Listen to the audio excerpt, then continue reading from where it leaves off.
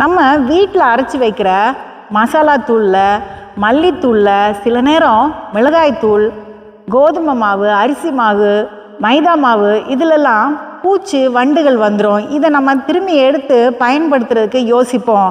இது வராமல் இருக்கணும்னா ஒன்று செய்யலாம். நம்ம இந்த மசாலாக்கள்லையோ இல்லைன்னா மாவுலேயோ கொஞ்சம் உப்பை நம்ம சேர்த்து கலந்து வச்சிட்டோன்னா அதில் வண்டோ பூச்சியோ வராது.